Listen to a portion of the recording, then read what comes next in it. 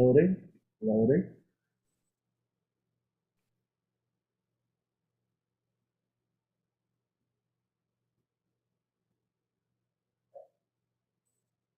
And we are live for Triple T, number 28.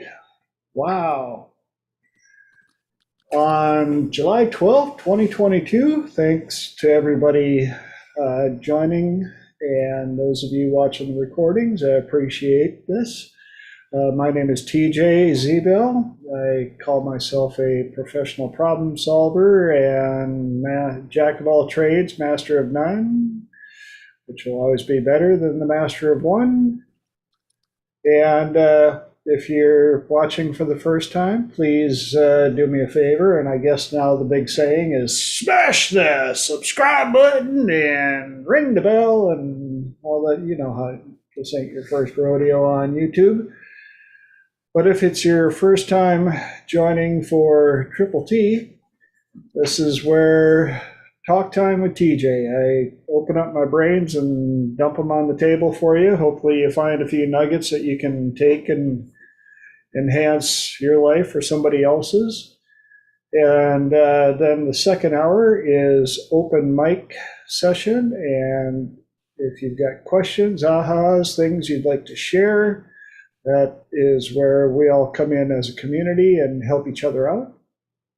But I like to start my sessions off with asking if anybody has had any fun ahas, epiphanies during the week. And right before we started, Francine said that she'd been helping somebody out, and I asked her if she would hold on and tell me so that she can share it with the rest of us who are major fans of hers. Good morning. Yes, as I said, I had a friend that came and we did some sessions. And what was interesting is that I normally don't do like 2-hour sessions. It's not something I normally would go into. Mine are much shorter. Maybe, I don't know, I just whatever time it needs. But there we did sessions and targeted one thing. And then we had a chat, and then we did another session, and then targeted something else. And then we had another chat, and then we did something else. And yes, it was like, so we were together like for most of the day. She arrived about 10 o'clock in the morning, and she was there until like 3-4 o'clock in the afternoon. She had lunch with us, so that was interesting.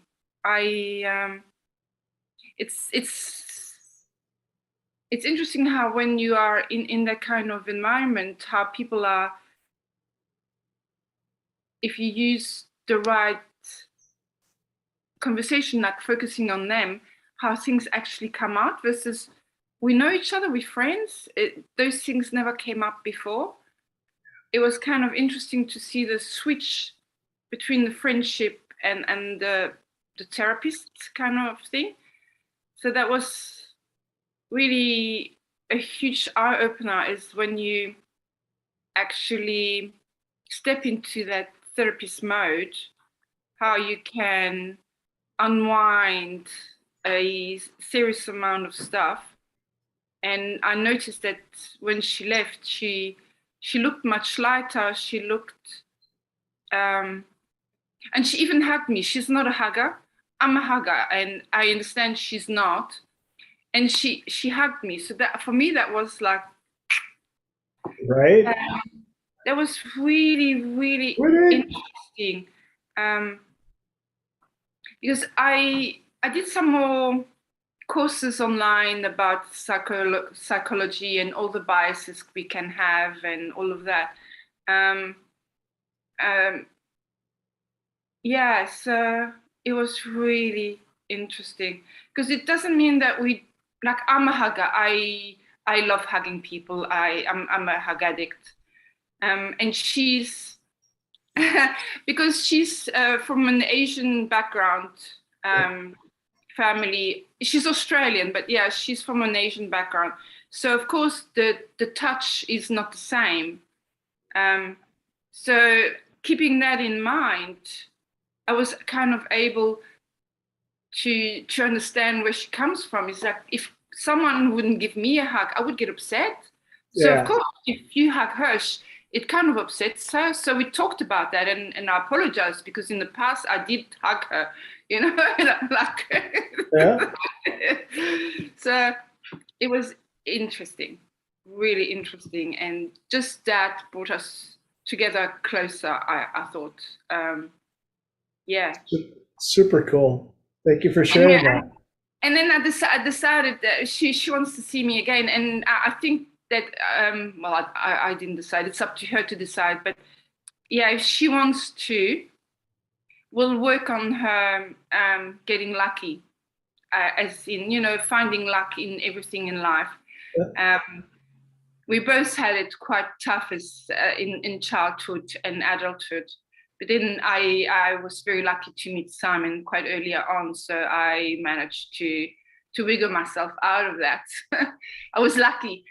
Now it's her turn to be lucky too, I think. And yeah, so I'm looking forward to have another sessions with her. Awesome. Yay, winning.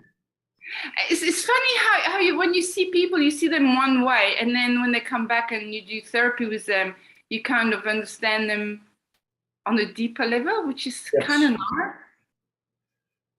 Yeah, that's part of the challenge with working with friends and family. That I was told early on that friends and family would be the hardest to work with, and you hear that and you're like, okay, and then you see something in one of them and you're like, oh, I want to help you, and a lot of them are like, no, I'm good. I'm good. I'm like, no, not so good. But and after a while, you catch on. But when you get to help them, it's really cool when you can see the change. And the other cool part, the funny part that you brought up about hugging, which the way you mentioned it is an understanding of values, criteria, and backgroround. Because anybody that knows me knows I am a full-on hugaholic, hugger deluxe, all the above. 6'6" worth of wrapping, love hugging action right here. But you get the yes, there are those people that I call them butterfly hugs, where it's like, yeah, we're kind of close, we can touch it. Oh, good to see you. Okay, that was enough. All right. Mm-hmm. And I'm like, oh yes, that was almost a hug. Yes, it's kind of like going, here, would you like a drink? I've got a eyedropper here. Go ahead. Good drink, huh? You're like, I got this. You want a drink? So, but if that's all they can handle, then I'll give them what they can handle. So, anybody else? All two of the rest of you? Tell the other people, wake up. And for those of you that are wondering what's going on, yes, tell the people where you're from, Francine. Where are you tuning in from right now? Well, I'm in Melbourne, Australia. Yes. And I live in the outer eastern suburbs. Yeah. And so in Melbourne, it's cold. We're winter. The houses are not. The houses are so well insulated that it's like 16 degrees inside. Yeah, and you're joining us tomorrow morning. It's Wednesday, the 13th of July here. Yes, What day that's are what you I at? mean.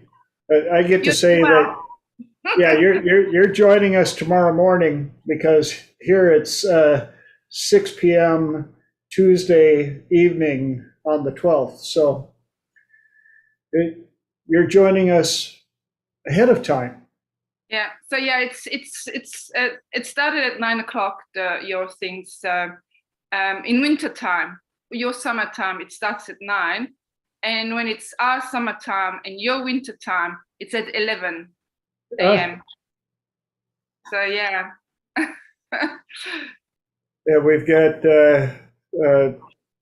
Elijah might be joining us, and for him it'll be midnight because he's in bloody England in the UK.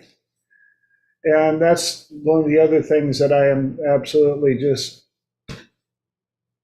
blessed and honored to have friends and cohorts and clients and buddies from all over the place that are willing to come in and share with us. Did you have anything you wanted to share, Lenora, before we?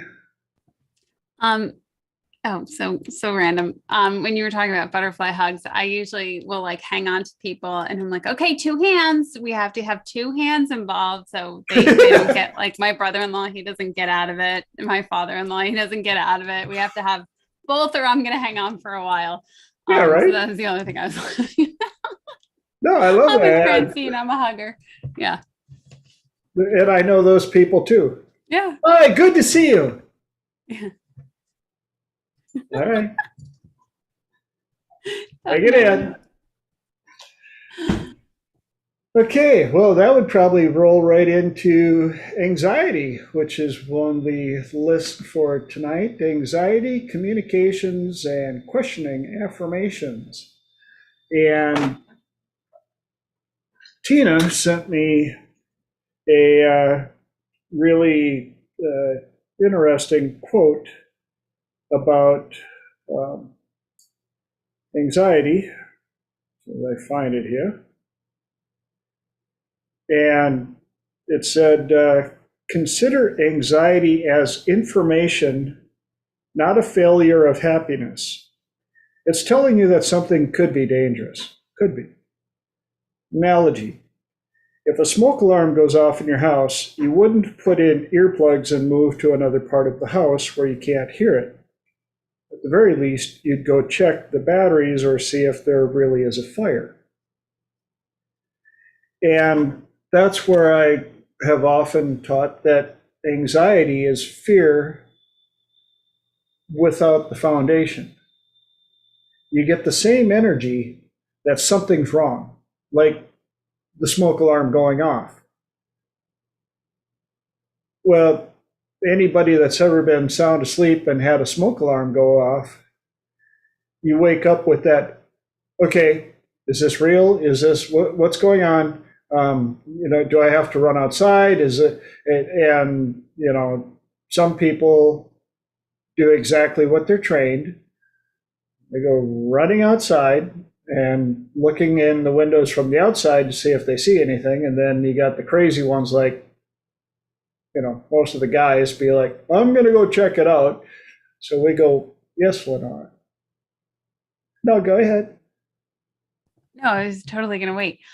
You said something and it made me think of something that I wanted to explain to people about, but I'll wait. I'll come Squirrel. back. No, go ahead. I can talk about anxiety easily because I teach about it a lot. I help a lot of clients with it. So that squirrel trail is, well, so what do you got? So I was with one of my students today for speech, and he is disfluent. He has stuttering difficulties, and we were talking about it. I just kept asking him questions and there are times where I can get him really calm and he's really fluent and he does beautifully. But then he said to me today that he knows when it's coming. He knows when he's going to be disfluent, and that's okay. And I kept asking him questions, and then he started to quite quickly respond differently than he did before. And I said, do you want to keep this? And he's like, yeah, I know what's coming. And when he doesn't know what's coming, that's when he is like, oh, I need to do something. And I was like, oh, we finally like struck gold. And then naturally it was like 2 minutes before the end of like my other therapy session coming in. So I couldn't even like delay it or anything like that. But yeah, that I found that wildly interesting. And he is 6 or 7 years old. Sweet. You know, so. Right. Now, out of curiosity, have you explained the difference between anxiety, fear, and excitement? Mm-hmm. Cool. Yeah. You can definitely do that. Huh? You can definitely do that here. But he is very interesting because I can't talk to him. I'm talking to him on speaker. So then people are coming into the room. So he's got all these distractions going on and you can see him go in and then you can see him start to go out this way. So I can't like hold on to him long enough because then he knows other people are coming in. The other people that are coming in are actually causing him more stress. And you can see the whole shift in how he changes when these other people come into the room. And then we started to talk about like the people that were coming into the room, how to make them, what do they look like? Are they smiling at you? Some are smiling, some are not smiling. How can we get them to change? So doing a lot of different manipulation, but he's 6, so he's a little bit more distracted than your average bear. What do you got? A really, really cool part about that, I saw a deal, somebody sent me something on Instagram where somebody was talking about how kids absorb, they don't learn. Yeah. Especially because at a young age, their brains are in beta or theta. Delta. Yeah. Yeah, beta, theta, or delta. Yeah. As they progress. Yeah.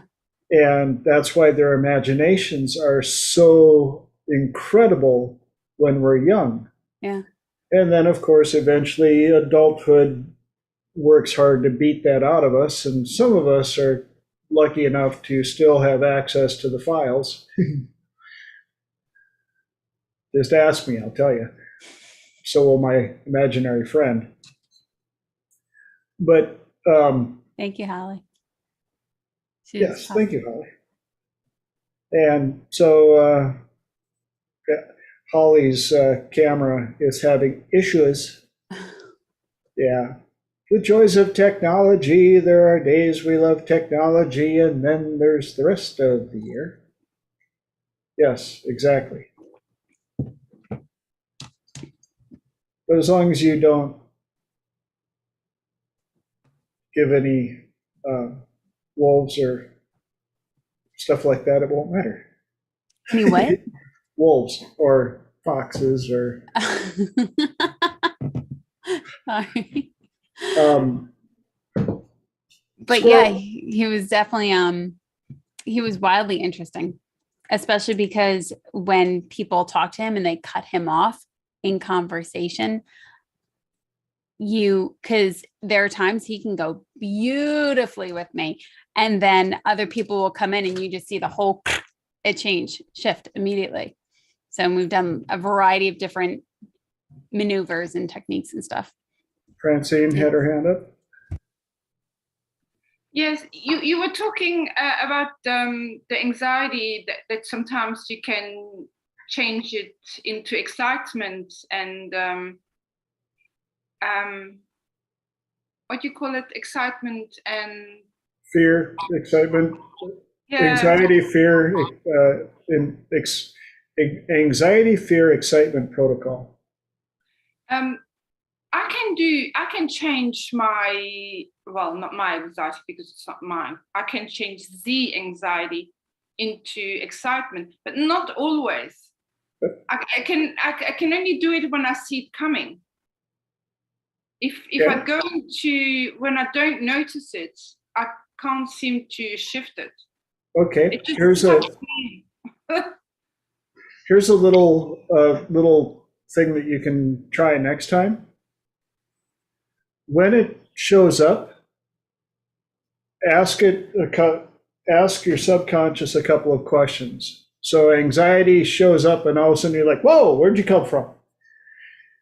Ask yourself, is it mine or is it somebody else's, like an energy spider web you walk through? Listen for the answer, because sometimes, remember, we are a huge antenna for energy. And it could literally be your neighbor having a very bad day. It could be, as connected as you are to your kids. Now, this isn't a suggestion that every time you feel anxiety, your kids, but maybe your kids found out that one of their friends had something happen to them. All of a sudden, you feel this energy hit. And with anxiety being fear or energy that is similar to it, but you don't have a foundation, all of a sudden you're like, okay, what's that all about? Now, if you ask the question, is it mine or is it somebody else's, and the answer comes back that it's yours, that's when you get to ask yourself, what else could it be? Come up with at least 3 answers.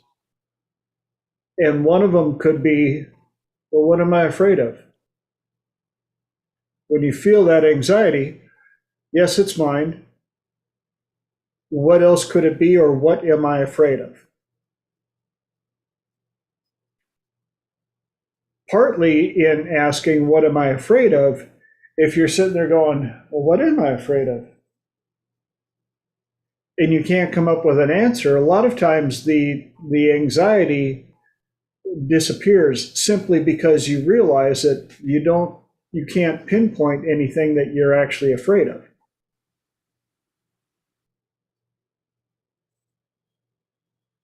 So there's a lot of different ways that I help my clients with that,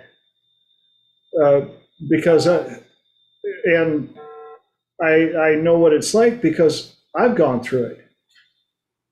Back in the day when I didn't understand this type of stuff, there were times I had a full-on anxiety attack, but at that time I was going through a whole lot of stuff.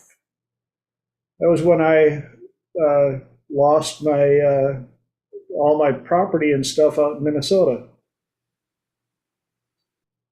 And looking back, I'm like, well, duh. Of course I was having stuff like that. And I wish I would have known this protocol back then. But I know it now, and that allows me to help other people through it. So, Thank you. yeah. Do you have any other questions on that, or is that what you were looking for, that help out? What if the question is that you actually are unconsciously scared of something? I was subject to quite a few assaults in my life, and people always sneaked from behind me. Yeah. So it's it's been real. Yep. Now, can I ask your subconscious a couple of quick questions? Yeah, of course. How many times did it happen each time? I know that sounds like a trick question. How many times did it happen each time? Well, there were one assault at a time. Actually, exactly. the last one was 6, 7. Yeah, the last one did 6, 7 assaults on me. Yep. That makes sense. So if each one of them only happened once, even though it happened to you even though the same type of event happened to you more than once, each event only happened one time, and you survived every single one of them. Yeah. Because that's how we're able to have this conversation today. Yes. And each one of those events that only happened one time provided you with lessons that you didn't have before. True. And now that you have all those lessons and you've made it this far, Does the anxiety or the fear serve you, or is it something you could let go of as long as you keep the lessons? Yes, I could let it go. As Yeah. long as I keep the lessons. Yeah. So hang on to the lessons. They've served you well. They've allowed you to make it all the way up to July 13th, 2022, alive and well, with a great smile. And let the rest of the feces fly off in the most appropriate fashion that you can come up with. Yes. You got better things to worry about, like, Yeah. how Like else are you going to help people and who you're going to hug next, and, whether or not they're going to hug you back, and, important things to worry about. like my art. Yeah, see? Thank you, TJ.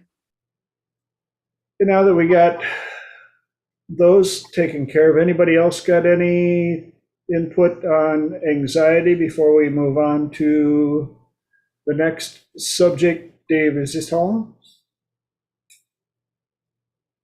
Yes, no, Beeler, going once, going twice, have a good day. Sold to the next one, which is communications. And obviously, if you've listened to more than one of my Triple T recordings, you've probably heard about what I lovingly refer to as the trifecta. Echo talk, come on, somebody else, fill it in, you know it well, you love it. Yes, 3 magic questions, and come on. Values and critters. Well, no, close enough. Values and criteria, lovingly referred to as the trifecta.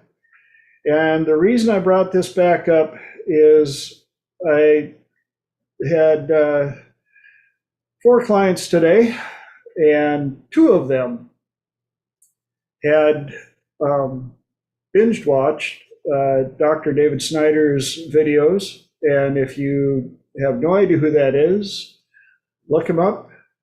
And you've got about 3 months worth of free videos that you can watch back to back to back to back. Make sure you get some sleep. Take notes, have fun. It changed my life, unquestionably. But they had watched them, and the first one said, after a while, I had my little rant about the trifecta, and yes, I do rant about it. And he goes, well, okay. Well, is it okay if I practice them on you, or if I do them to you? And I went, no. He's like, what? I said, don't practice them on me. Practice them with me. Do them with me, not on me, not to me.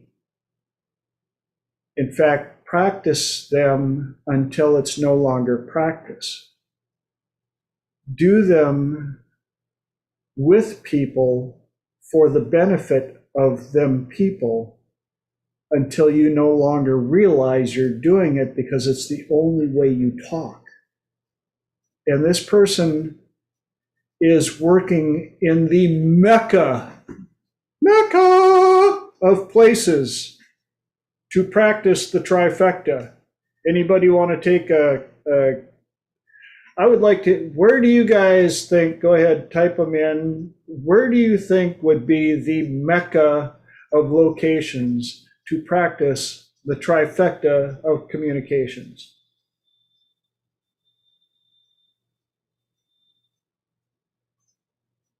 Come on. Or you can just get on the mic, tell me what you think. Where would it be? I think that maybe somewhere in customer service or in the bank, or I don't know, where you see a lot of people on the phone. That would be another great place. Who else has an idea, a guess? I'm gonna go with bar scene. Bar scene, another great place. The reason we get this so that people can see all these locations where it would be. Who else has got a guess? Come on, come on, come on. You can do it. Yes. Bueller, nobody? We're all going to be shy? What about markets? You know, when Market? Yep. Anybody else before I? Anywhere with people. Anywhere with people. The movie family. business is another great one. Your family? Your family is definitely, and for those of you, family is that tricky part. And here's why. Because they know you well enough to hear it and catch it quicker. You also, because of that, will suffer the spotlight effect much more. And the spotlight effect, for those of you that don't know what I'm talking about, the spotlight effect is where you're doing something, you know that you're doing something new and different.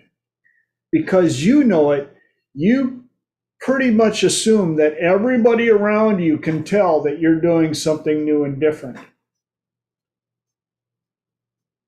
And the spotlight is only in your mind.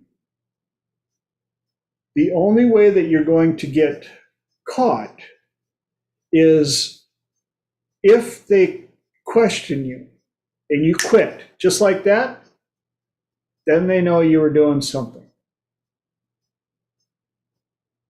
And one of my students shared a great story with me, because I told them that you can echo talk in every form of communication.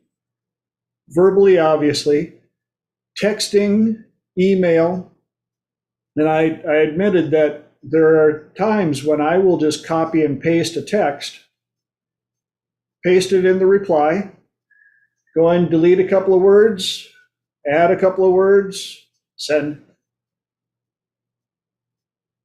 And so my student client said that that night, a friend of hers who texts her every now and then, and their text will last a couple of minutes, and she was doing the copy and paste and fill and send, and all of a sudden she gets a text that says, "Are you repeating everything I say, or is this?"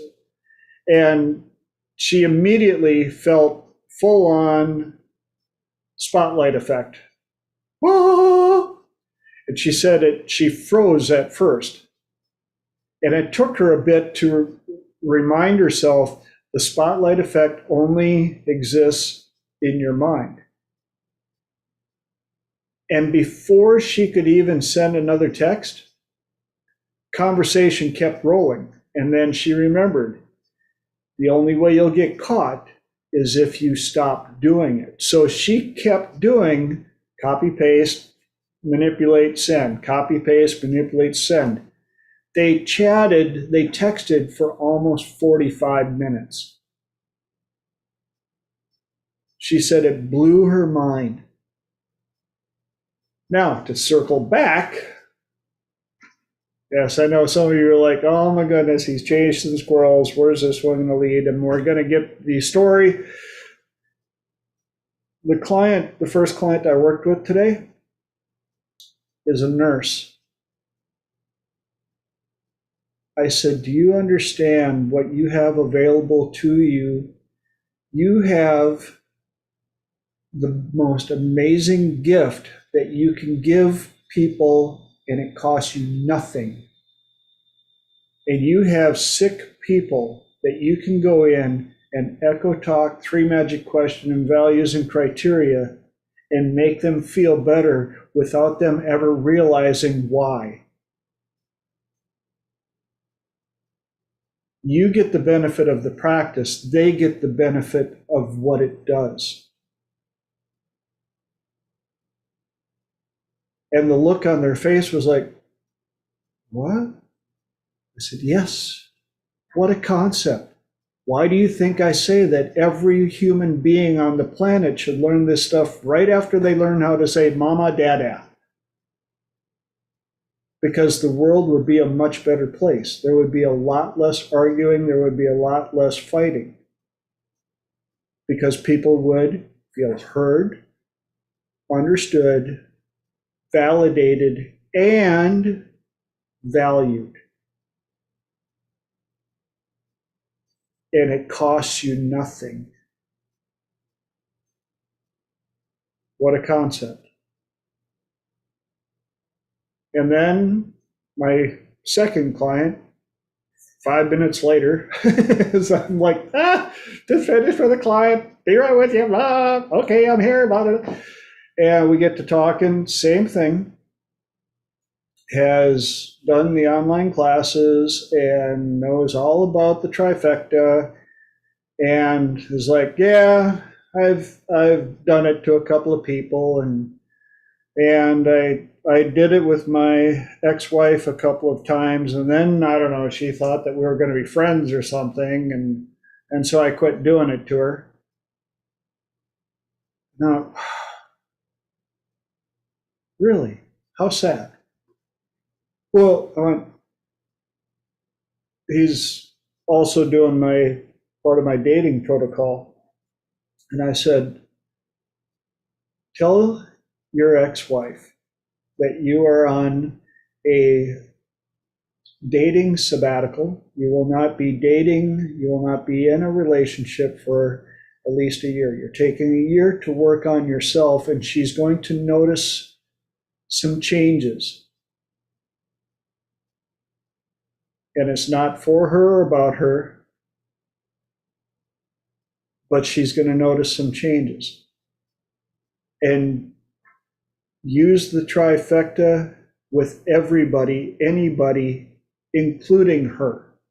And if it makes her like you more, and your kids get to see that, what a concept. If mom and dad still get along and mom has a boyfriend or a husband, but mom and dad learned how to communicate because one of them learned the trifecta, what a blessing. What a concept. And that's when he got it. I said, use this all the time, anytime, anywhere you're having communication.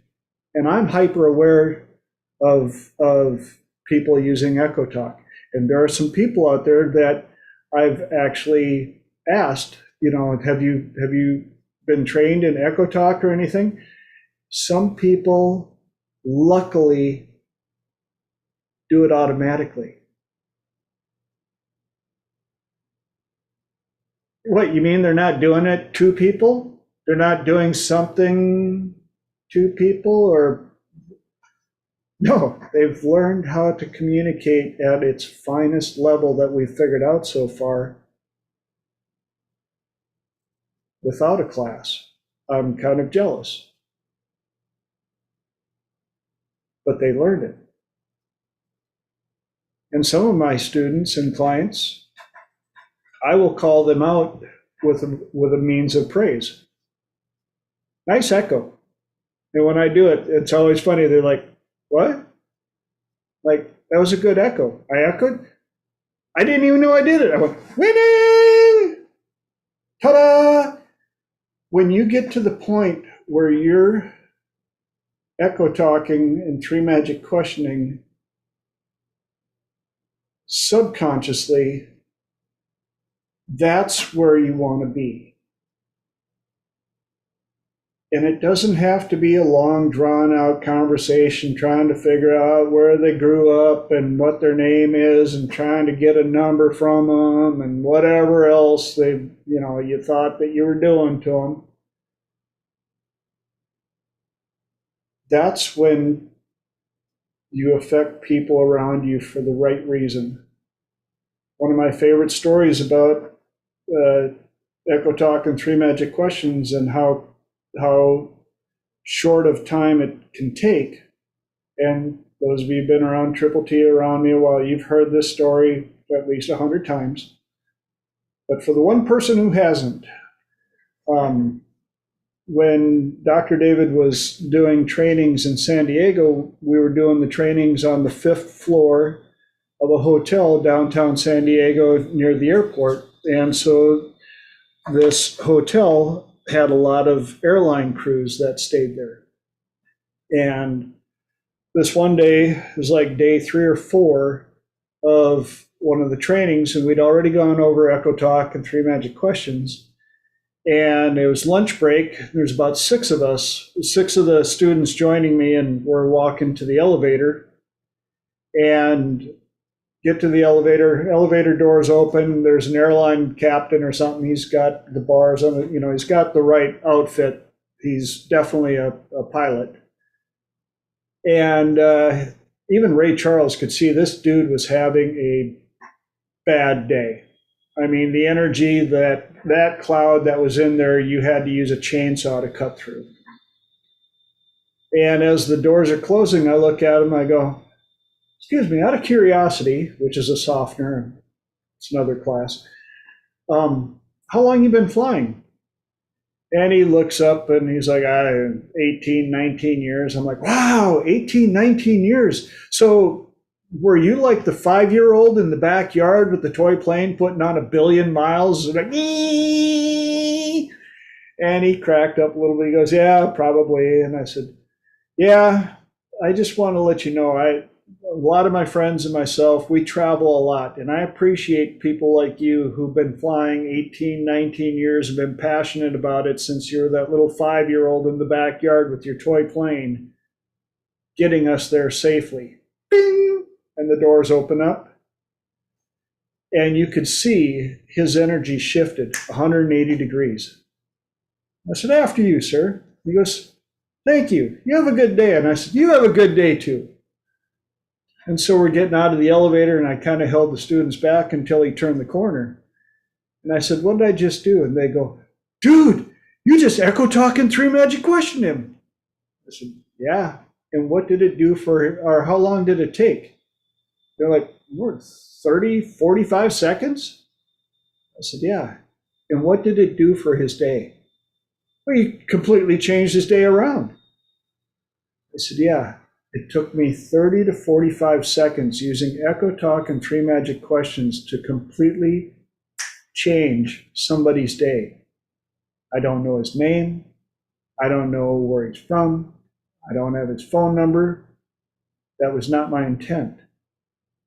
My intent was simply to leave him better than I found him.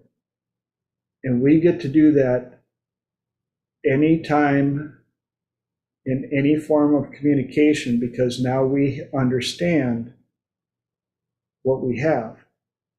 It's the easiest gift we can give anybody, and it costs us nothing other than consciously doing it. And I know that was a good rant, and you're going to hear it probably a few more times throughout probably a couple more thousand times throughout my lifetime. So, Francine. My daughter stopped living with us for a couple of years, and since she's been coming back, I've been using more Echo Talk, because it's been about it's just around a year she's living back with us. And my husband, because he listens to all of these, Yep. So he also knows, because I've watched a lot of David Snyder, and he knows a little bit about the Three Magic Questions, and he will actually say, when I do it to him, when I'm doing it, he says, oh, is that what you did to her? He said, I like this way. Have you tried that way? Yes. Or he's, so we kind of, because she's not she's been through a really tough time with someone before, so she can be very reactive in some ways. However, I've noticed that when I do stay in that kind of focused echo talk, and it's much easier to get her to do what I want. Yes. Not that I do it for that. No. I do it so that she's happier as well, because it helps her to be happier, because she doesn't react so quickly. And yeah, my husband knows. Because she feels heard, Yes. validated, understood. She said to me that, yes, and valid. She said to me that, oh, Mom, you have changed so much. You understand me now. Yes. Yes. Yeah. And that's why I tell people, all you've done is learn a much higher level of communication. It's like learning a brand new language, except you get to use all the words that you already know, and the person you're conversing with hands you 70 to 80% of the words they would like you to use. And you get to handpick the words, put them into your reply, and hand them back to them. And they're like, ah, because those words have been vetted and they're understood. And when they get them back, they're like, they were listening, and I know exactly what they're saying because they used the words that I did, which means I know what they mean and they know what I mean, and everybody knows what I feel understood. I find it's easier in writing. Yes. You get to practice more. Yes. I have a friend, she's a psychologist, and I've been doing that on her, and it's suddenly we really got like much closer. Yes. In a short amount of time. We've been because she's quite busy, and so it's always between clients, or so she, it's you're right, it's just you take a few words out and you replace them with a few others, and they don't even notice it. Yes. Now I'm going to ask everybody the same favor I ask all my students and everybody else. Replace to, and instead of saying I do it to her, I do it with her. Because yes, and notice how different that feels, because it's not something that you do to people. When you that was part of the issue that I have with most students that first learn it. They're like, when they say it, I did it to them. I'm like, notice how that feels. Now say, I did it with them, and notice how that feels. It's talking. Did you talk with somebody or did you talk to somebody? Do you prefer to be talked to or talked with? I like being talked with.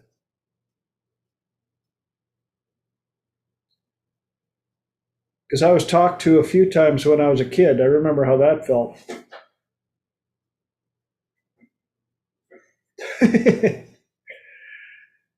Any other input on that?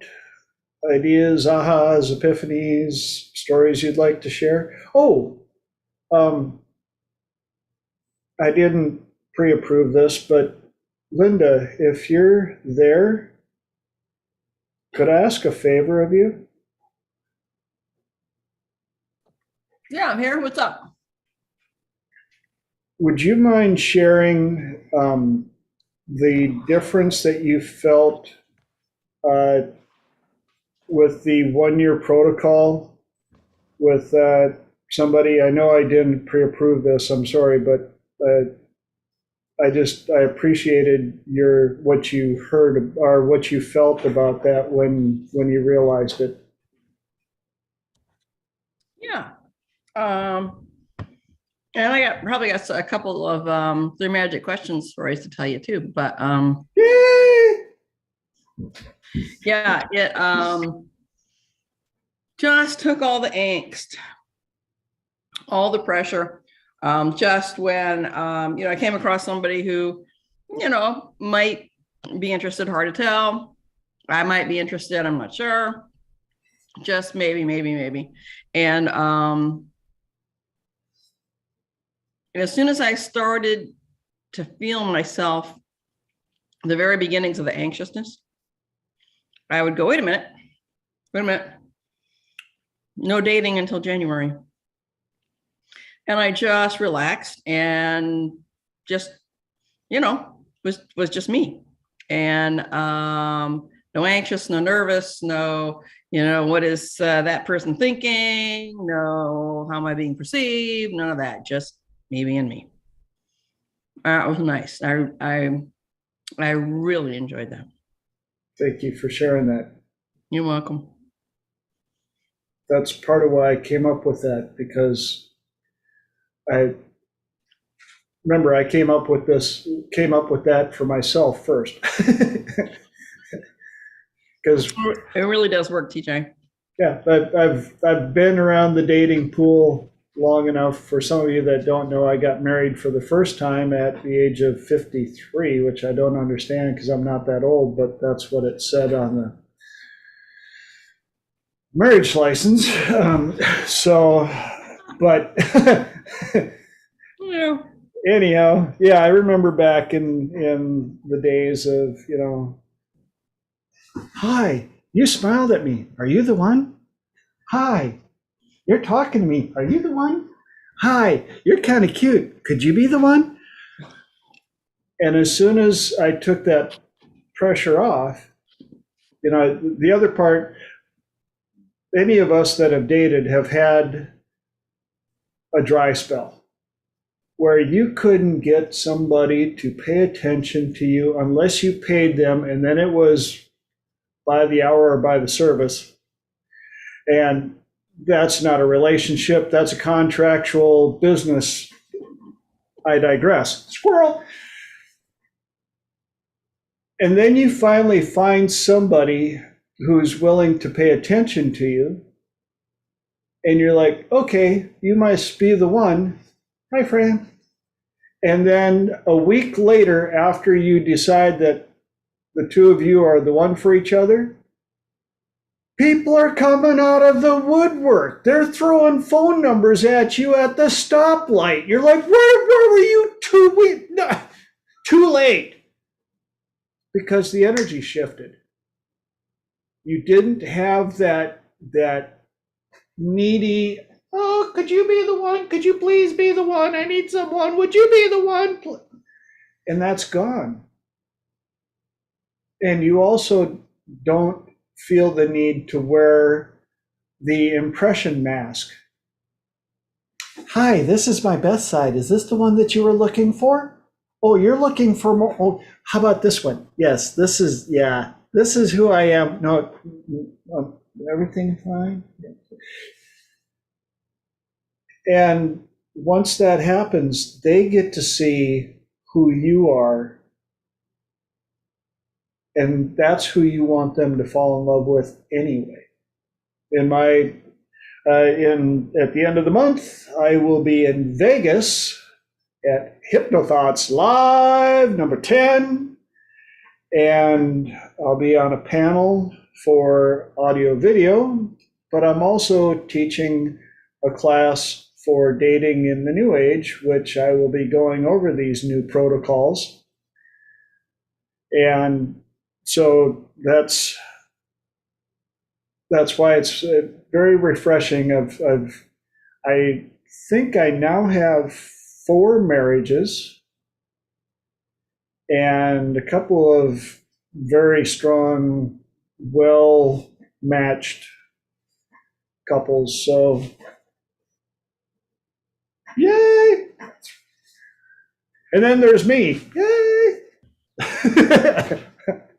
PJ's new dating agency. Yeah. Right?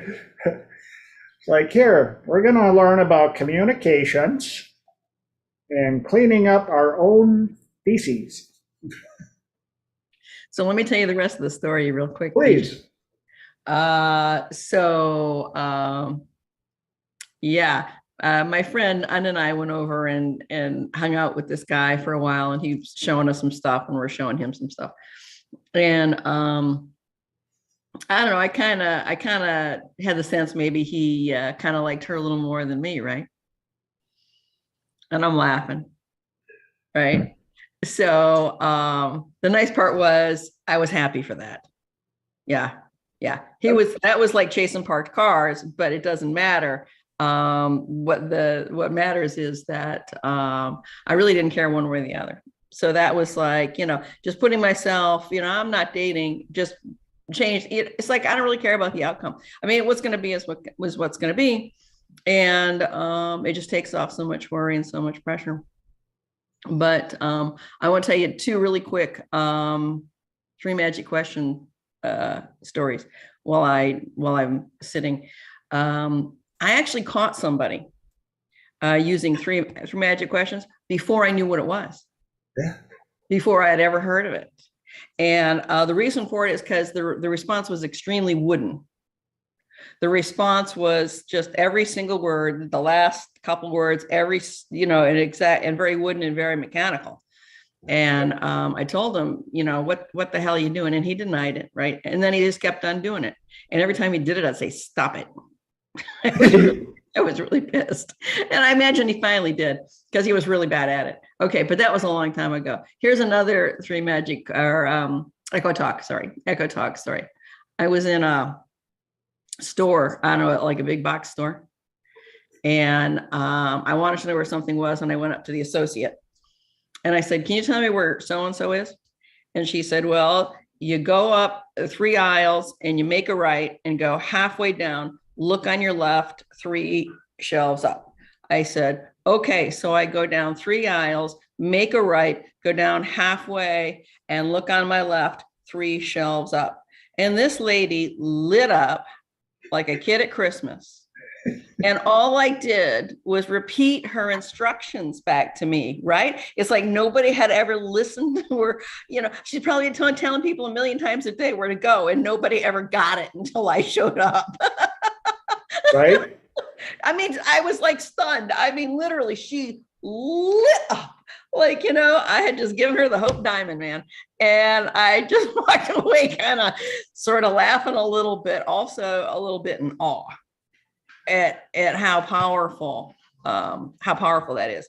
And, as you know, I had trouble with it at first because I felt like when I was using it, I was manipulating people. Like I was doing it just to get something, even when I wasn't getting anything. But then I got over it and I did what you suggested, which was I wrote this stuff out and it said, Linda is practicing. Today is your lucky day. And you just got lucky. Linda's practicing, right? And I wrote that over and over on this sheet of paper, and it really helped me get over that misconception that I was doing it to manipulate people, because I wasn't. I just wanted to practice, but I had this really weird sort of overlay of manipulation laid on top of this that I had trouble kind of getting over that hump. But once I did all that writing, and then especially watching that lady light up at the big box store, and I'm like, oh, okay, I really am doing a service, in which case, no problem. And you've gotten so good at it. I'm so proud of you. Thank you. Seriously. Thank you. I love when we talk and you echo me and I'm just like, Renee! How many times have I called you out and go, that was a good echo? And you're like, what? Like, that was a really good echo. I had no clue I was echoing. No clue at all. No clue. And kids love it too. Kids absolutely feel so heard, just like your lady. They light up because nobody's actually stopped and listened. Yeah. Nobody listens to them. Yeah. Children are some of the best ones to practice with, because even if they've known you for a long time, especially if they've known you for a long time, you are taught, an adult is talking and heard my words. Yay! Suddenly you're sitting at the big kids table, right? Exactly. All right, I'm going to finish my dishes. I'm listening. If you want something, yell at me, but I'm going to check out here because I got to get my chores done. One thing that you brought up that I want to squirrel, and I grabbed it, is some of these things, and I found it as well when I was learning this stuff, we have done in the past, but didn't realize that they were tools. You know, it's like growing up and you learn that you can put screws in using a hammer. But you also had a screwdriver that you used for, and all of a sudden you're like, oh, well, I've had that for a long time. Oh, that's what that does. Oh. And you learn Echo Talk, 3 Magic Questions. And just like me, there were plenty of times that I thought back, you know, like when I was bartending and stuff, there were plenty of times that I learned to repeat orders. And you know, somebody come up, you know, I'd like a Jack and Coke. Jack and Coke? Yeah. Bring it back. Okay, Jack and Coke. And you start talking.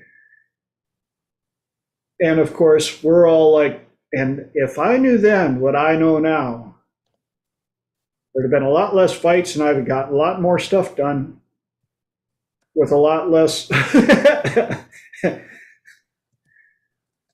And I told a friend of mine that I wanted to teach their kids this stuff, and that their one daughter should be on debate team.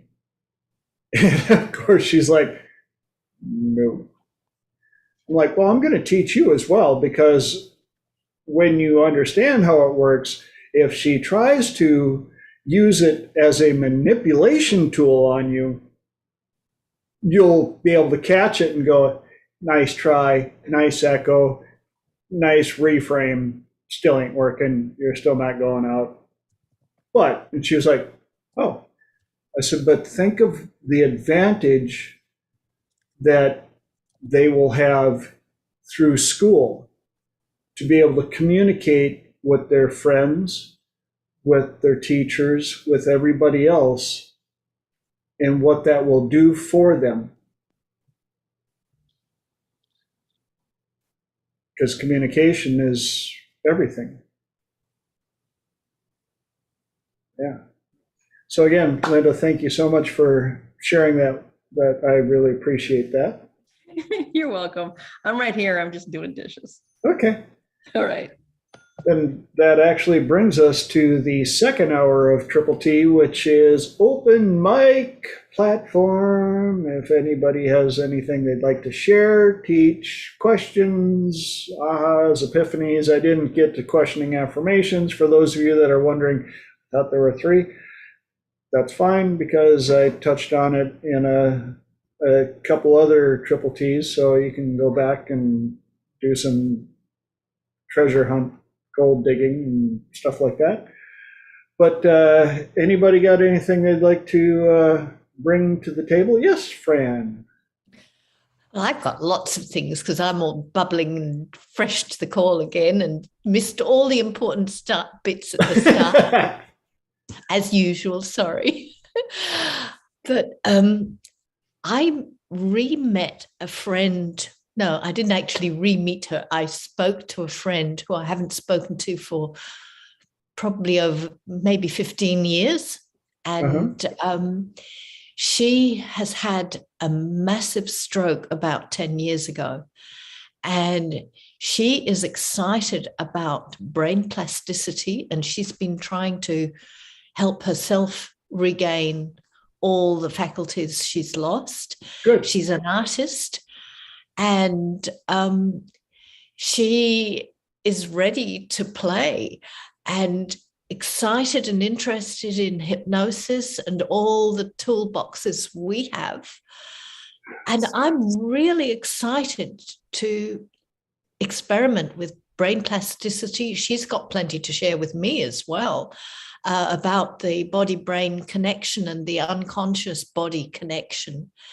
And she also, not just the stroke trauma, but she had I guess a triple whammy, that at the same time as her stroke, her husband was dying and died as she was having the stroke. So she's got all this trauma, re-identification, and trying to rebuild her life after such a traumatic event. So I'm excited. And I can't remember if I shared this with you, but I had something exciting arrive last week, that I have a Megalodon tooth. Did I show you this? A Megalodon. It's a fossil giant shark. Right. And it's huge. They're about 20 times the size of regular sharks. Or they grew to about 50, 60 meters long, really huge. And I've been wanting a Megalodon tooth for a long time. This is only a medium-sized one. Okay. It's not bad. And somehow it was advertised on a local buy and sell group. And how could I resist it? So I wasn't sure whether this guy was straight or whether its provenance was a bit dodgy, but I investigated and thought, well, I'll check the market price, and it was the market price, and it's a good specimen. So I'm really excited. And even though it comes from such a powerful and, carnivorous creature, its energy is actually nice and strong and powerful and go forward. So I'm so excited with my Megalodon tooth. Nice too. So that's totally non-hypnosis, but I think It it's is. exciting. Well, let me see if I can reframe that for you. You've put this intention to own one out for how long? And the universe provided. And you got one with excellent energy that is still in it, even though it no longer was adhered to, hasn't been used for its original purpose for quite a while. Probably millions of years. Yeah, a couple million years, and it still has good energy in it. That is super cool. It's super cool. I've been fascinated by fossils since I was little. I found a fossil while going for a walk with my dad when I was maybe 5. Yeah. And because I grew up in London, he took me to the Natural History Museum in London, and it opened up a whole new world for me. And consequently, it's been one of the things that I've been really interested in for a long time. And it's led me down interesting paths of geology, going into the bush in Australia, way, way away from civilization, with geological tours and trips. And yeah, I mean, that one little find opened so many doors to an exciting, different future. Isn't it amazing what we all get our little sparks here and there, and when we think back to some of those, like whether they're happenstance, you're walking along or whatever, and you find a fossil. Bing! And here you are, 15 years later, an adult, and still excited about fossils. Okay, maybe it was 16 or 17. I don't know. I'm not going to ask. But that is super cool. I love winning stories like that. Out of curiosity, tell everybody where you're living now. Sorry? Tell everybody where you live now. I live in Western Australia. It didn't lead directly to me coming to Australia, but it did open doors for me to find really interesting people. And yeah, like I kind of lost my thread there, but I was going to say, you never know when some skill or some chance, happenstance opens up a whole new world for you. And something that happens maybe 10, 15, 20 years ago can sometimes bear fruit that long later. You know, I learned about fossils, which brought me into geology, which somehow got me into learning how to assay gold, and from raw ore through to the amount of gold in that ore, where you work to 6 decimal places. Fascinating. And I thought, well, I'm never going to use this, but I did. And, Yes. you know, it didn't happen immediately, but all these little sparks, you know, they are pearls in a necklace, and maybe you've got a pearl here and a pearl here, but they're connected, and gives you so many choices and opportunities that you would have never come across any other way. And, you know, even though the way I got to Western Australia, not the path that everybody would choose, it got me here. And even with the dodgy sides and the dark sides of what happened between then and now, I'm so glad I'm here.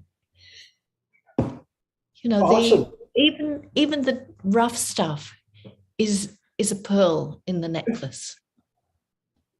How are pearls started that aren't cultured?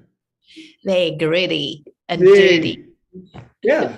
And they grow up in a slimy medium. Yes. They were something that snuck in and irritated the heck out of its host, and the host put something around it, and all of a sudden you've got a pearl. Actually, this kind of loops back into the romantic conversation that you were having. That, you know, many people come to me and say they're looking for their soulmate. And I'm thinking, are you sure? Because do you actually realize that your soulmate's going to know how to press all your buttons, give you the biggest challenges in your life? Okay. Do you really want to go on that roller coaster? Do you know what you're asking for? And I mean, the biggest growth is going into the darkest places. Yep. Tell me more about that, TJ, your style. Well, that's where one of the things in my dating protocol for my clients is I have them get a brand new journal, and I tell them I want you to write down every single thing about your person as though you've known them for 5 years intimately, and make sure you write down all the things that you don't want as well. And I love it when I get pushback on this, you know, like, oh, well, you know, I'll know when I see it. I'm like, no, you won't. You'd already have it. Well, you know, I was told that you're not supposed to, you know, you're not supposed to be so specific. I'm like, why not? If you had one opportunity to get any car you want, any car you want, would you just go, you know, just go out to the lot and grab me something? Or I'll walk around and I'll know when I see it.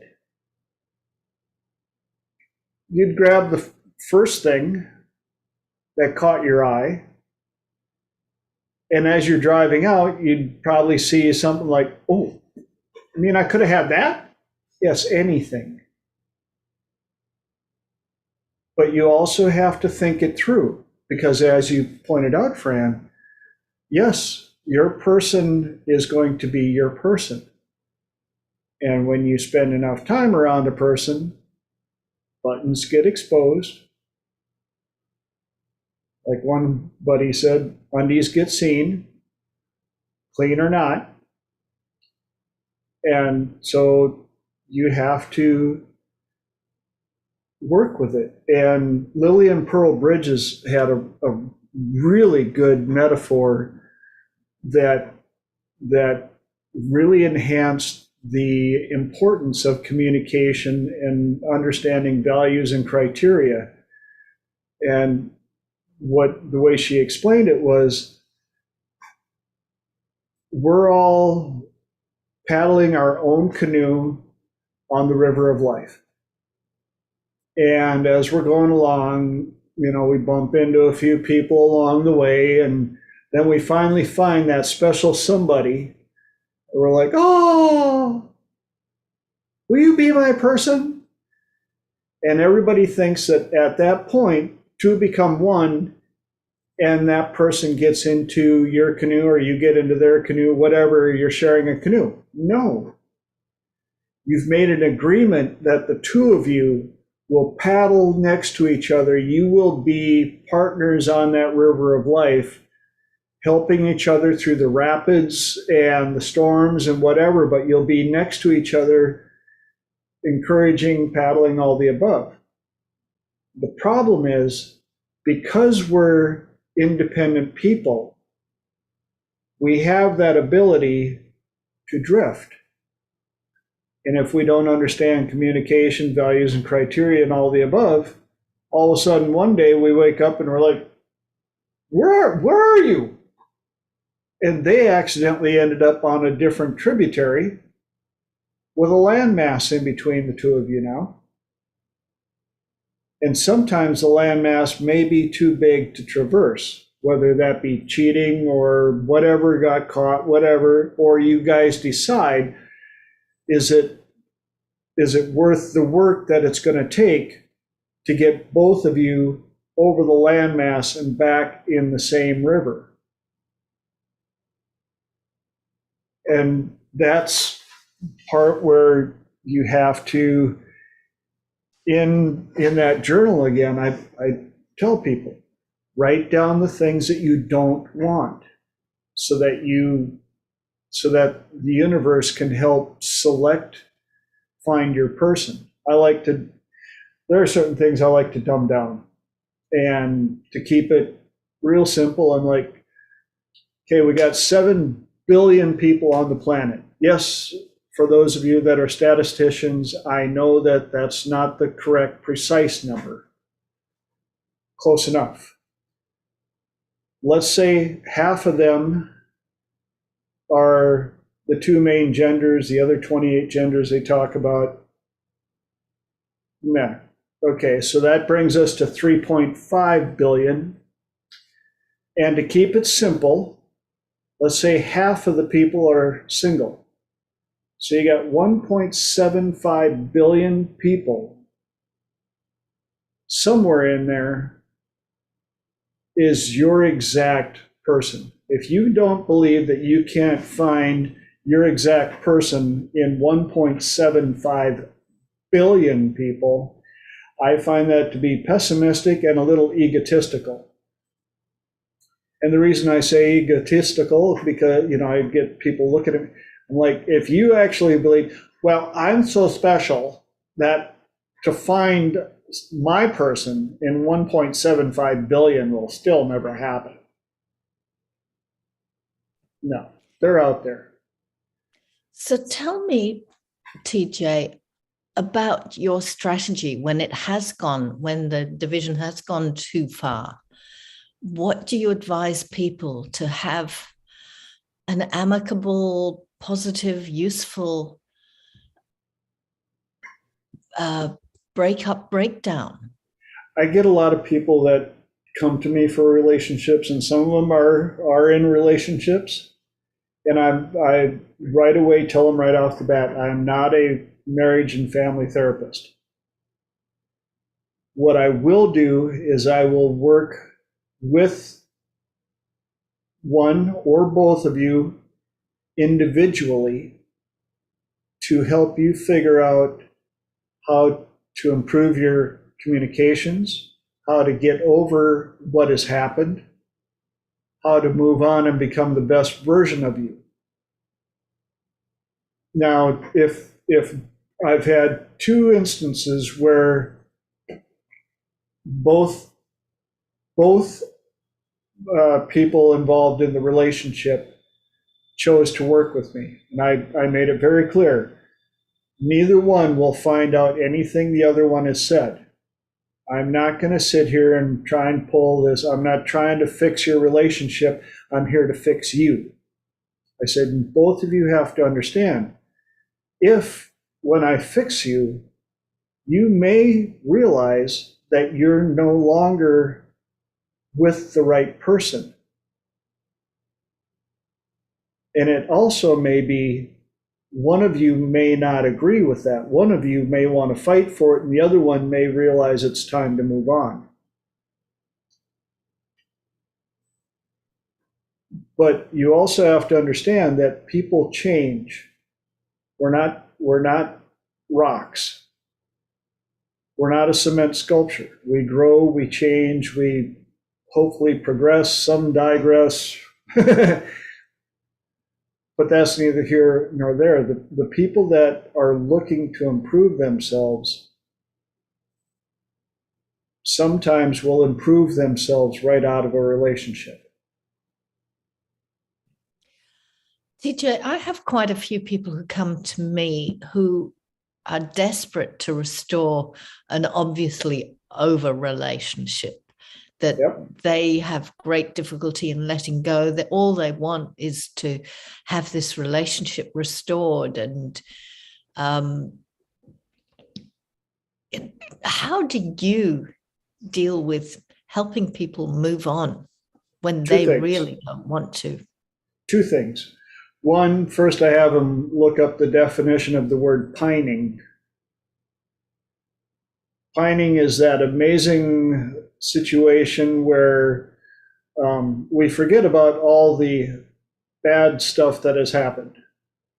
And we romanticize all the best stuff, and oh, I can't live without them, which is why a vast majority of women who have been abused will return to their abuser. It's like they magically forget all the stuff that made them leave, all the times that they were abused, and they'll go back to them. The other thing that I do is I ask a kind of a shocking question, and my second client today, I posed it to them, and they struggled with it for the whole week from the time I asked them. And the question is, and I preface it as, this is not a suggestion. We're not putting this out to the universe. We don't want this to happen. This is merely an example. So if your person forgot to wake up tomorrow morning, went peacefully in their sleep, they're dead, they're gone, and you take the appropriate amount of time to mourn, however long that is. And if, a year, 2 years, 5 years, whatever. And then suddenly one day you bump into their identical twin, down to the DNA, to the background, to their bad habits, to everything that they were yesterday. The only difference is you recognize them, they don't know you. would you date them again? And then you watch. And if you've got pause. somebody who's pining, I think you'll probably find that they so romanticize the idea that they'll say, yes, yes, yes, anything. No, the funny part is, Yeah. even some of the pining ones will pause before they say yes. And the pause is the answer. And that's why I say you watch. As soon as you say, would you date them again? And you watch them right in their eyes, you watch for microexpressions, all the above. And I've had a couple of them, though, that were married. And it took all of 0.015 seconds to go, no. I'm like, then why are you with them? Well, and the worst answer, well, the kids.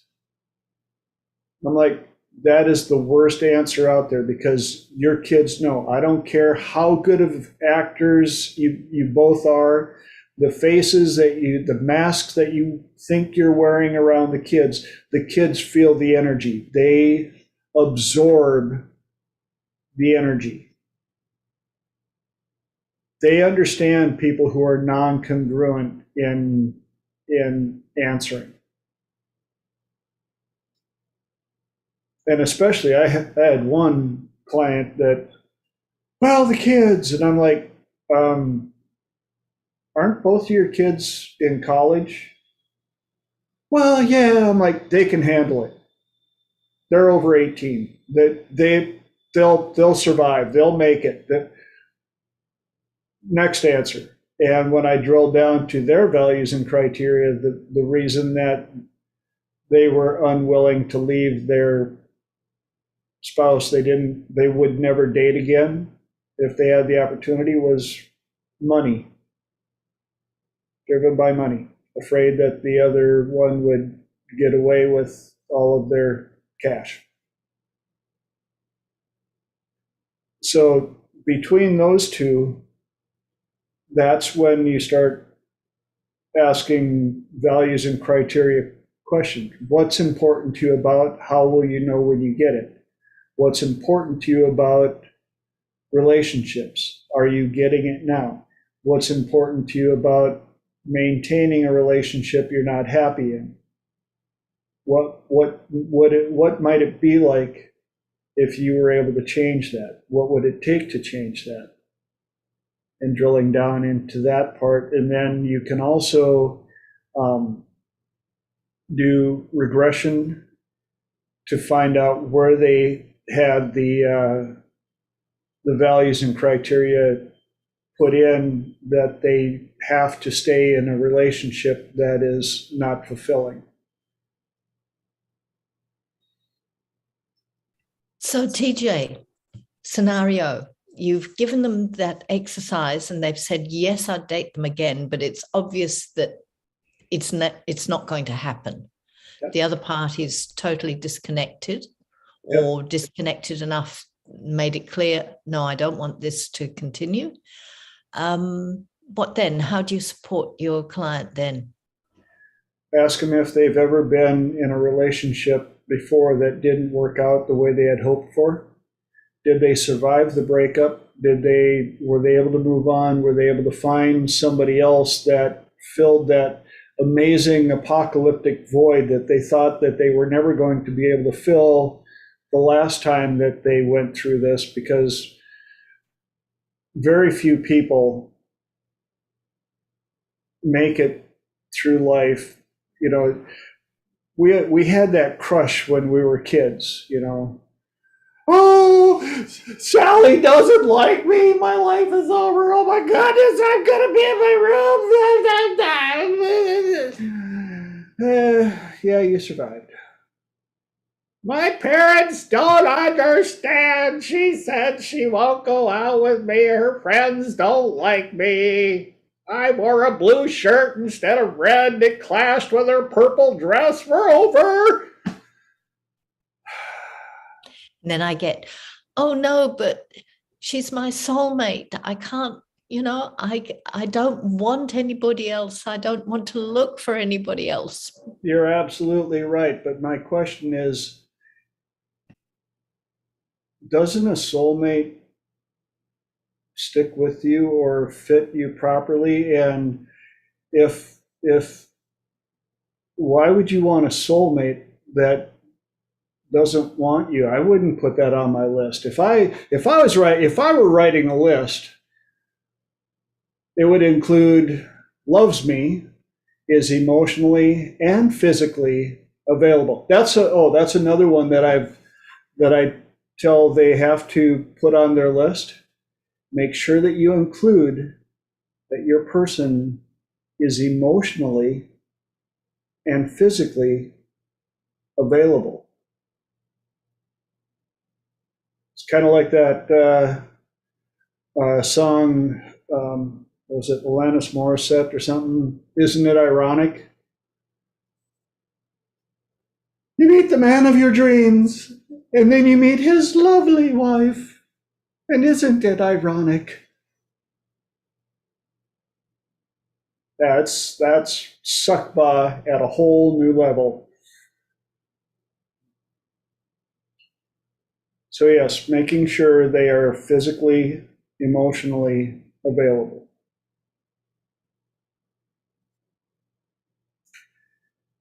And then you can pull that scenario that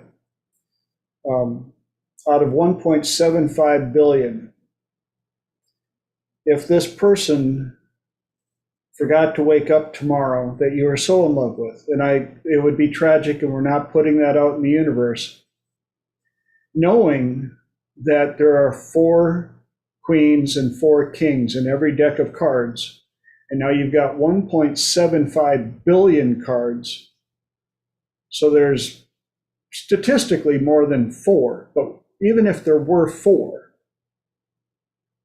what would you add to the list? What would you want different? Like maybe they would be madly in love with you for the rest of your life would probably be one I would add to it. My next section that I'd love your perspective on is they admit that the relationship isn't working how they want, that they don't know how to fix it, that this isn't going to be mended. And if I offer to say, well, I can actually help you fall out of love with this person, nobody wants to pick up on that. They just don't want that. Yes. One other thing that you could do is a form of 3-chair therapy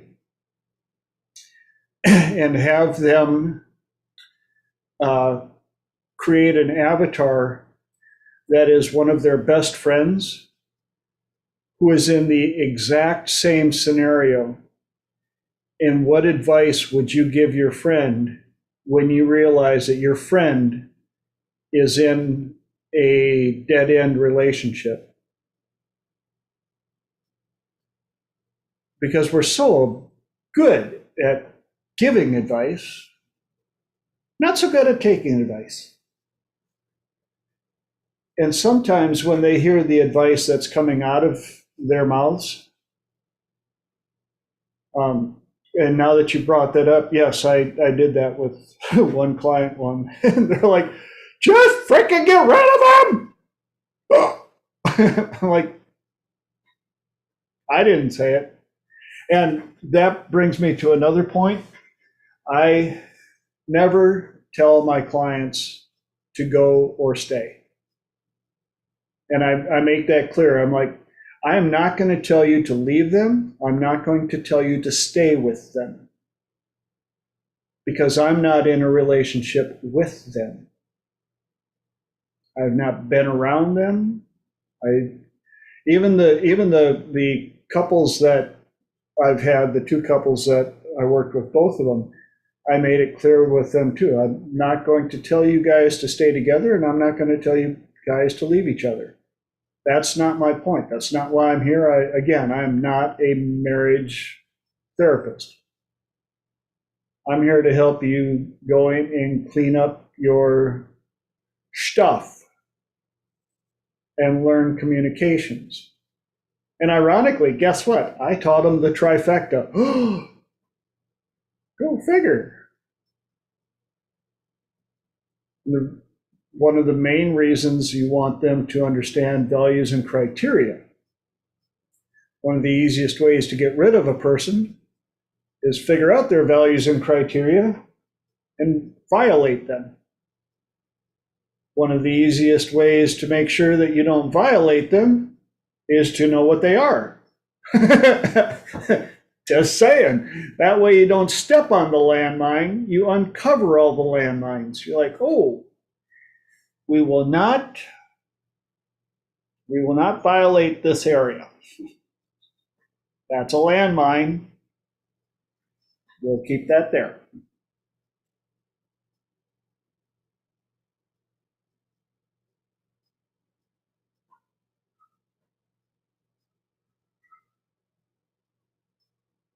Anybody else got any ahas, epiphanies, questions, stuff that you want to add? Remember, this is open mic session now, so it doesn't have to be the PJ Talking Head Hour.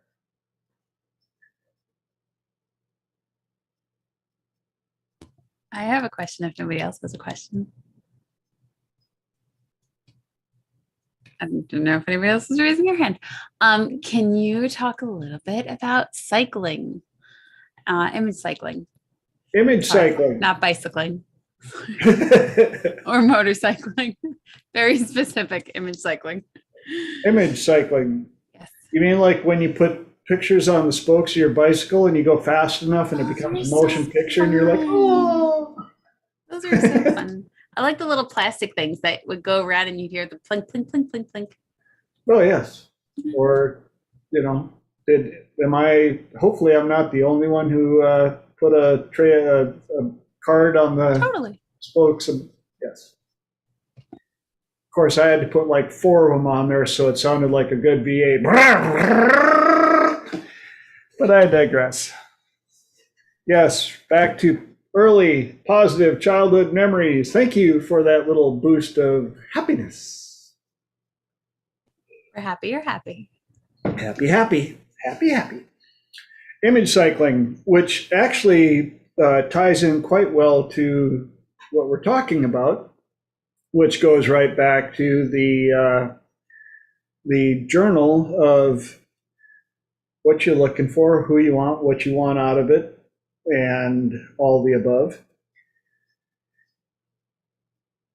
This works for virtually anything, even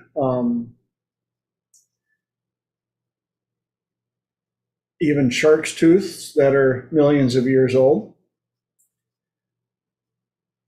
And the most effective way, and trust me, this has worked for me, I've got the proof. The most effective way that I've learned how to do full-on image cycling, I learned from Dr. David Snyder. And you make a list of what you want. And you make 3 columns. The first column, you write down what the item is. The second column, you describe what that will do for you. The third column, you make a pictograph or a drawing of what that looks like. So, take a few examples of, I want to see more concerts. What will that do for you? It'll allow me to have the ability to experience more artists live and have those memories. What does that look like? A stack of concert tickets. And so in the third, I do a little pictograph of concert tickets. I want to have a bigger home. What will that do for you? The ability to have more friends and family come over to visit. And then you draw a little picture of what it means when friends and family are coming over to visit. And I like to do 15, about 15, maybe 20.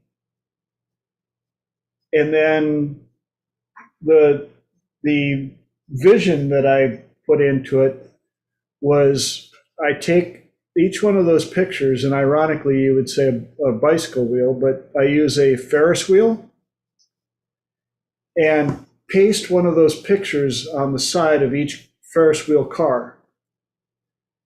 And picture yourself sitting in a chair right in front of the loading ramp when the car comes down. And now you paste each one of those pictures on each of the car, and then you start slowly moving the Ferris wheel and speeding it up. And you keep seeing the visions, each one of those visions coming through. And you speed the Ferris wheel up so much that it becomes a blur with every now and then you just see little pops and spots of the pictures. And then you send it off into the universe. And then you take that list and you put it away somewhere where you'll be able to find it, not so that you can keep checking it every day. Because in doing that, that's like when you go to a restaurant, you would never have the waitress come over, take your order, and then follow the waitress back to the kitchen so that you can go to the chef. Yeah, hey, I'm over on table 7. I got a number 14 with a side of bacon. Yeah, that's me right here. Side of bacon.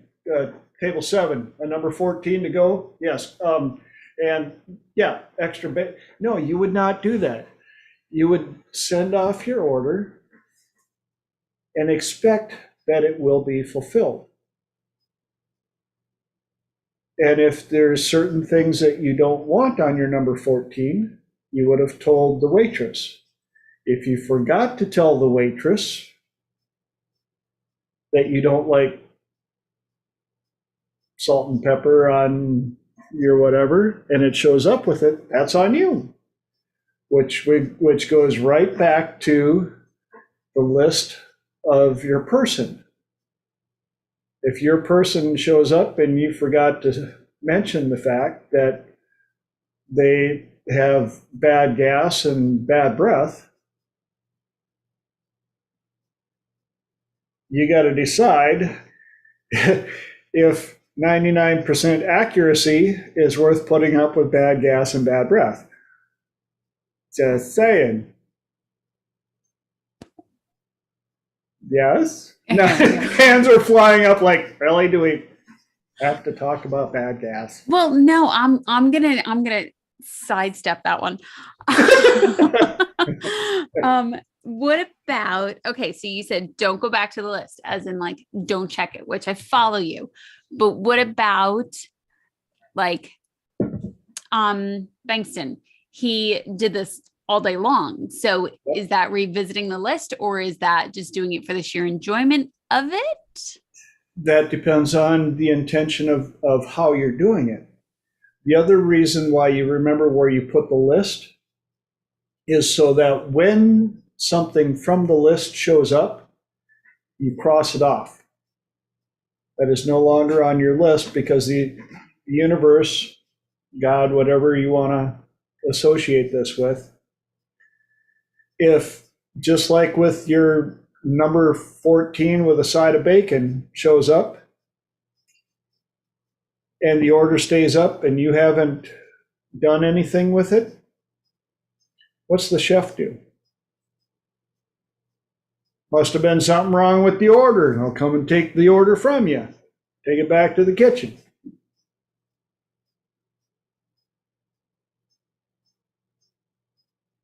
And if it's still on the order and you're still like, but I wanted a number 14 with a side of bacon. Well, now you got a bunch of orders in front of you and the chef is like, I sent one out. And you were still screaming for one. You didn't even do anything with the one you got. So make sure you cross it off the list. And one of the reasons we've found, or that I've found especially, that people are hesitant to image cycle. Well, what if it shows up and it's not exactly what I thought it would be, or it turns out to be something I didn't really want?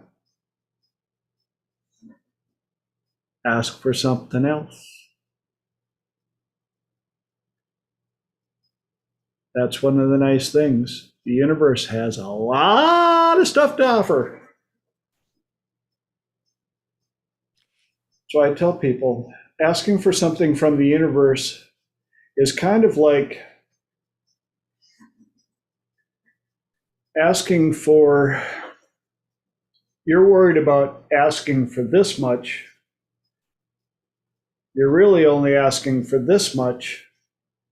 And it's coming out of every single bit of available water on the entire planet. Every ocean, every drop of rain in the clouds, every bit of snow and ice on both poles.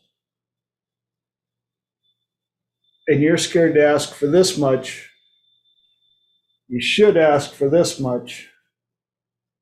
You could ask for this much, and the universe wouldn't even notice it, but it will happily provide it. To segue into another version of manifesting in a slightly different way, I may have mentioned them before, but I have a Z list, and that's all the things that I'm thinking, how on earth am I going to get this done? How am I going to get round to it? I have no idea how to do this. If you write them down in the back of your diary or in a book, just write them down, close it up, don't look at it, but go back maybe in 2 or 3 months' time, have a look. You will be surprised how many of those items you can actually cross off. Yes. Somehow that is a very powerful form of manifesting, especially with a you to-do list. You know, all the big jobs that you wanted to do and don't have a clue how or when you're going to do them. If you just write them down, they do themselves and you don't even notice. Yes, which is why I've mentioned the part of even I have to do this because of Squirrel Valley here. I have to write down my top 3 priorities of the day. Because I was taught, and it's true enough to be true, if you have more than 3 priorities, you don't have any. But the best part is, if you have your top 3 priorities done by 11 o'clock in the morning, there's always more. And you can keep adding after that. You finish your first top 3, add another 3 until your day is done. But if you don't have your top 3, all of a sudden you're bouncing around. You're like, oh, I should do this, but what if it, oh, look at, I forgot to do that. Oh, I should probably do this. But, well, I don't know if I got time to do that. And pretty soon the day is done and you've gotten a total of 3 things done, and they weren't even your priorities. It's like trying to herd squirrels on meth and 5-hour energy. Like, get over here.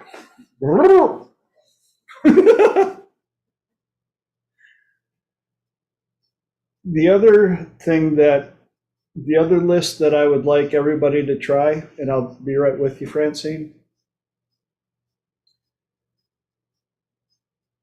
I don't want to, everybody has what they call a bucket list.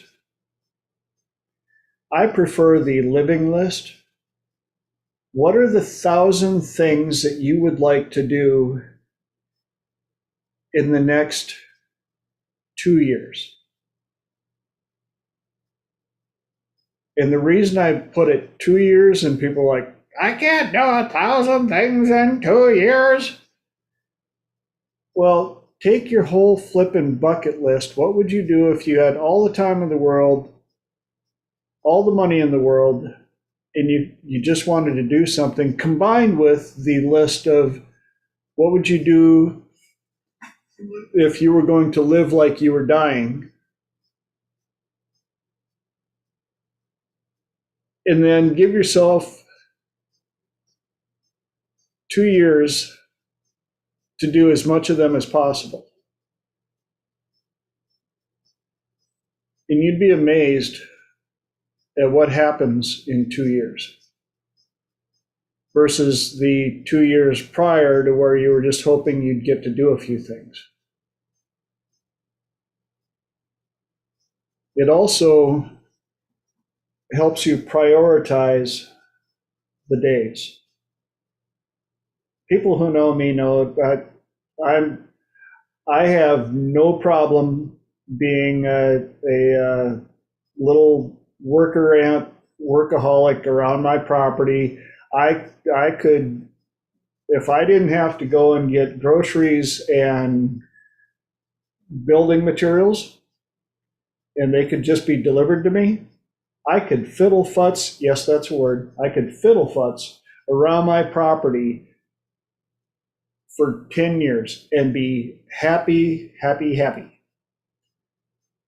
But I also like life and going out and experiencing things and going to concerts and doing stuff. And my wife and I make it a priority that we have to have stuff other than work on our schedule, and we actually schedule it. And this 1,000 things to do in 2 years is the grab bag. Think it out. And manifesting suddenly becomes so much easier. Things just pop up. And when they do, yeah, grab them like a fat kid on cake. And if you're a fat kid eating cake, this was not about you. Stop typing. I'm sure the cake is good. Just saying.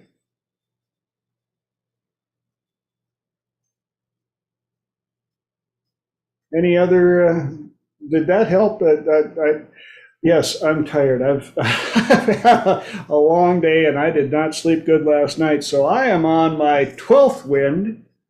Should have put more vodka in here. Just kidding, it's tea because my voice was pretty toasted by the time we started this. So I probably won't be able to speak much tomorrow morning, but you know, you guys are worth it because I love you. I do. Yes, Francine. You said you use the Ferris wheel. The one I use is, that thing they used to all use in the old days that goes around with the water, and then Yes. they make the Paddle wheel, or yes, I know what you're talking about. I'm not sure what it's called in English. Yeah, I use that. Good. And all the buckets that have the water, it's got actually all the energy of the picture and the frames and everything holding in there. So yeah, it's and also you have to take it out because you don't if you don't take it out, it disappears. Yeah. Yes. Very much so. Yeah. And it works. Yeah, it works because because I am feeling much better. Yes. Victory! Yay! And the funny thing about that, my wife and I both did I was running AV for one of Dr. David's mastermind classes, and my wife came with, and it happened to be on image cycling. And she admitted that she doesn't really feel comfortable with doing it. I had to do a little reframing. But we didn't share our lists on purpose. And it wasn't too much later, probably a month or two, and we ended up with an amazing house that we didn't know we were looking to buy. And we ended up with an amazing pickup that we didn't really know we were looking to buy until we were talking about it one night, and both of us on our lists had a truck and a house.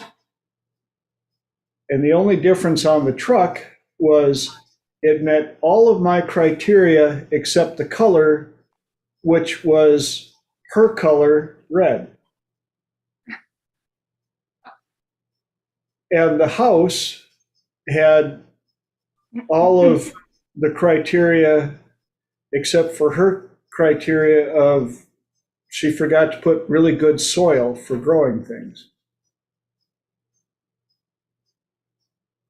So, you know, both of us are like, I'm like, yeah, she goes, this stuff works. I'm like, saying. And one of Dr. David's students, 3 weeks later, I think it was 3 weeks or a month later, drove to the mastermind in her car that she had on her list. One thing I do have, thank you, squirrel, grabbed it, and we're almost done, but when you put things on your image cycling list, be prepared for what has to happen for that to come to fruition. It's not always nice.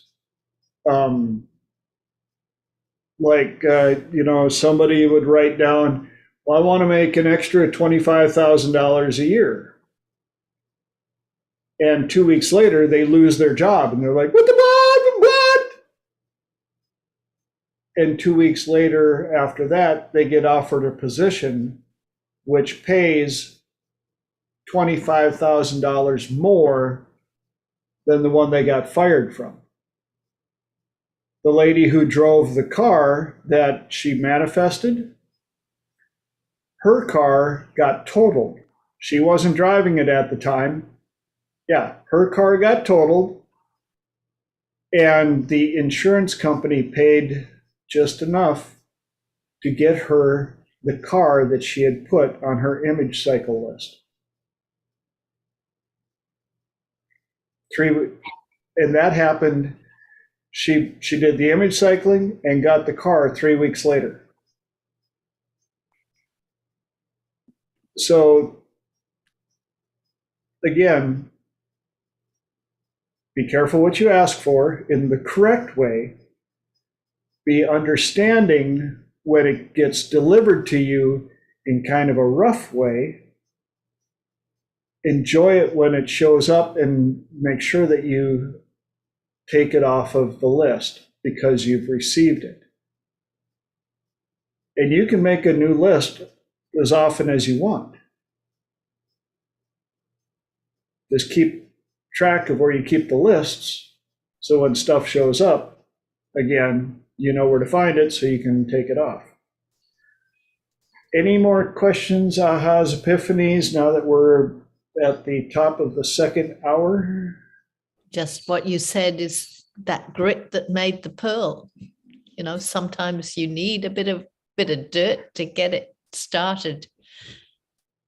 And you really appreciate it also that if things have gone apparently belly up before they start picking up, you have a whole new focus on gratitude and appreciation. Yep. I know that one well. Sometimes poop has to happen to make way for the good stuff. And that actually brought up a quick squirrel that I feel I have to mention, and that's the concept of bread of shame. Have any of you heard of that concept? It's a phenomenon that I unfortunately witnessed a number of times, and it is typically the children that were given everything and learn to absolutely resent and hate the parents that gave them everything. And the parents are absolutely dumbfounded, like, how can you, what? I gave you everything. There wasn't any challenge. They didn't have to do anything for all the stuff they got. And I'd have to research the origin behind the name bread of shame. But when I was taking care of college houses, you could almost feel the energy of the kids that were loaded with this bread of shame. Thanks, Holly. Appreciate you. See you in 7. Because they would be the ones with the brand new Beamer, the brand new Mercedes out in the parking lot. Mom and dad are paying all the bills. And mom and dad would come to visit, and I would watch these disrespectful little kids treat their parents like absolute feces. And I could see the pain in their parents' eyes, like, you got a brand new car out there. I paid for everything that you have, and you're treating me like this? And when I learned about bread of shame, I was like, yeah, those are the ones. And then you would see the other ones who, these kids, they're driving the old beater that they bought themselves with money that they had to save up for. They're there because they were smart enough and outstanding enough to get a couple of scholarships. And their parents would come and visit and, try and bring some stuff from the house so that they would have some stuff. And these kids absolutely adored their parents. And I would watch the contrast. And yes, when I got to talk to them, those were the kids that had to work for everything they had. Mom and dad would help out as much as they could, which was as much as they could. So that story is two things. One, for you to be cognizant of it, to understand it when you see it. And for anybody watching this video, to better understand what's going on. If you have any questions about this, you can go to my website, which is thetswb.com, thetallskinnywhiteboy.com. Yes, that's what it stands for. And get a hold of me. I offer a free 30-minute consultation for anybody that wants to get a hold of me. It's your time. You can ask me questions. If we're a fit, I will work with you. If we're not, I will gladly find somebody who can help you. As always, please click the subscribe button, ring the little notification bell, share this with people. Please leave comments on Facebook and YouTube. They help me out. Yes, I have an ego, and I'm fine with that. I just want to make sure that I'm offering up stuff that's worth your time, because time is the one thing that I can't give back to anybody. We don't get any more of it. And so for those of you all sharing, investing your time with me, that means so much. And